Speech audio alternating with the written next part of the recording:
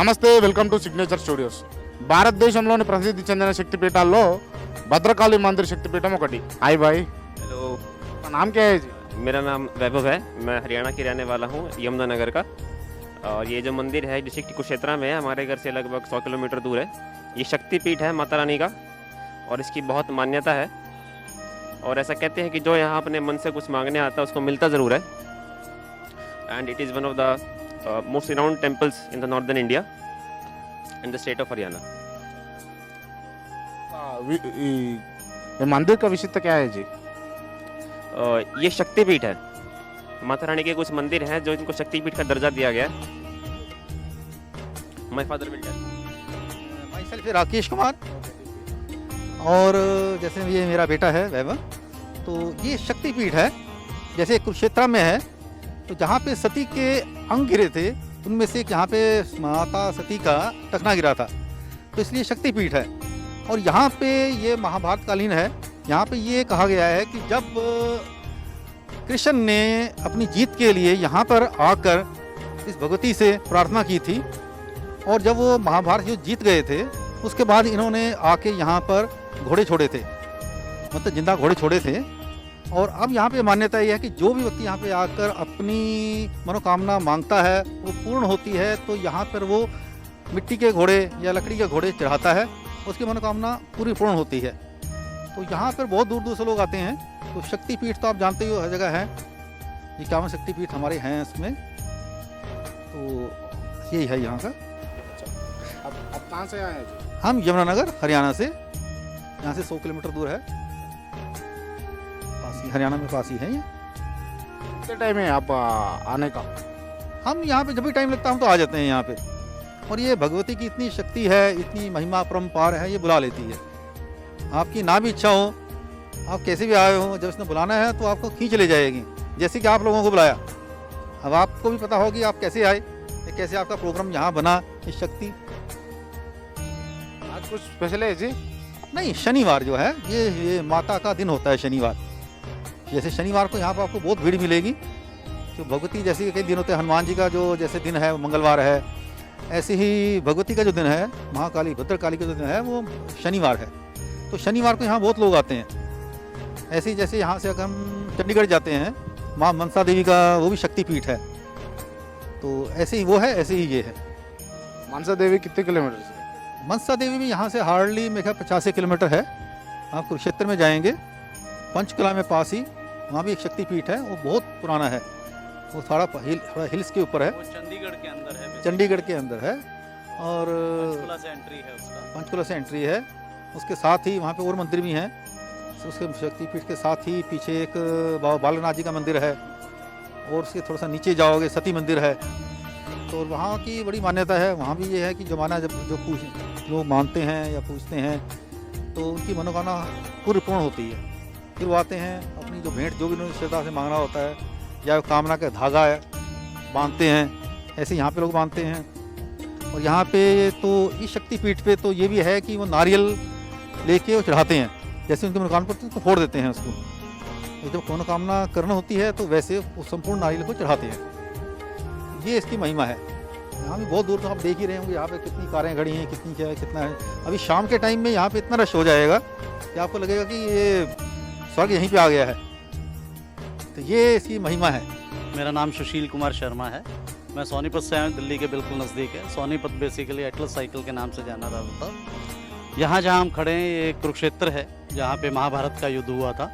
और यहाँ हमारे पीछे शक्तिपीठ है भद्रकाली के नाम से। ये माता पार्वती का रूप है, माता पार्वती का रूप है। और यहाँ पे जो है बहुत दूर दूर से भक्त लोग आते हैं।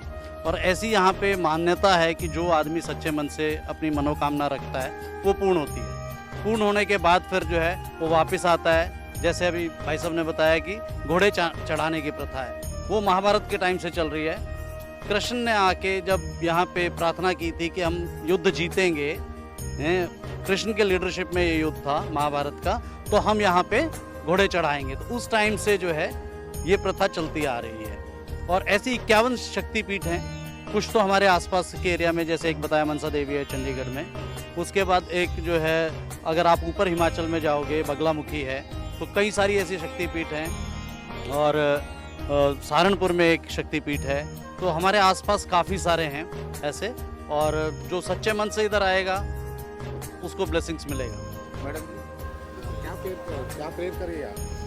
हम यहाँ पे बेसिकली मैंने जब गाड़ी ली थी तो गाड़ी लेते ही मुझे यहाँ बैंक में आना था। मैं बैंक में जॉब करती हूँ, तो डोंट नो, मैं फर्स्ट टाइम यहाँ पे आई थी, मुझे नहीं पता था यहाँ का कुछ भी। तो पहली बार मैं गाड़ी को मत्था टिका कर यहाँ लेके गई थी। सेकंड टाइम अब मैं यहाँ आई हूँ तो हर बार अब आती जा रही हूँ। बट यहाँ पे ऐसा माना गया है कि मैंने खुद अपने साथ आजमाया है कि जो भी आप मांगोगे यहाँ पूरा होता है। ठीक है, तो मैं लास्ट टाइम आई थी तो आज फिर मैं प्रार्थना करके आई हूँ, तो देखते हैं वो कब पूरी होगी। तो मतलब जो मैं देख रही हूँ यहाँ पे लास्ट 2 ईयर से मैं आ रही हूँ, उससे पहले मुझे यहाँ का कुछ नहीं पता था। जैसा अभी बताया इधर सब ने, राकेश जी ने बताया वो, और सुशील जी ने बताया जिनके बारे में माता जी के, तो यहाँ पे बहुत पुराना मंदिर है और जो आप दिल से मांगेंगे वो ज़रूर पूरा होगा। कि यहाँ जो शक्तिपीठ है ये कुएं के अंदर है। जो सती का जो गिरा था, टकना गिरा था, वो कुआं है, कुएं के अंदर है।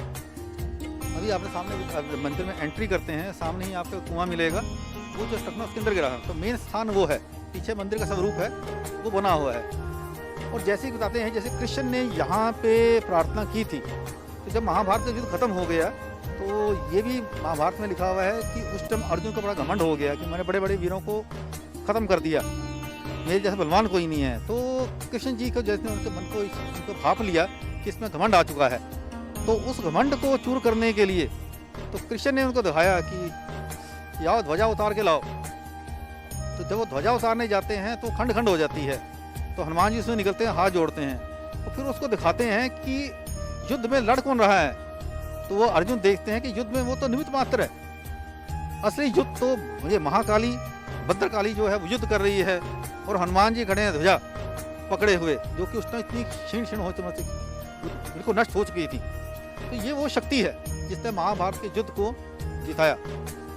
वो तो लीला थी कृष्ण जी की और भद्रकाली की, जिन्होंने अपने धर्म को शुरू करने के लिए किया। तो अर्जुन का घमंड था, तो वहाँ से उनका घमंड भी शुरू हुआ था। बाकी यहाँ पे और भी बहुत स्थान है जहाँ पे एक वो कृष्ण का आता है कि जहाँ पे वो एक टटीरी के बच्चे थे, उसका अंडा गिरा था, उसके ऊपर वो एक बड़ा घंटा गिर गया था, वो स्थान भी यहाँ पे है। तो मतलब आप महाभारत के युद्ध के बहुत से स्थान आपको यहाँ पे देखने को मिलेंगे जब थोड़ा सा और घूमेंगे। तो मैं कहता हूँ इसके साथ साथ उनको भी आप कवर करें, तो लोगों को एक अच्छा इस बारे में पता लगेगा, वो आएँ, दर्शन करें और अपना जीवन सफल बनाएं। तो ये तो महाकाली, जैसे आप कलकत्ता में जाते हो तो वो काली रूप है, ये उसी के रूप है।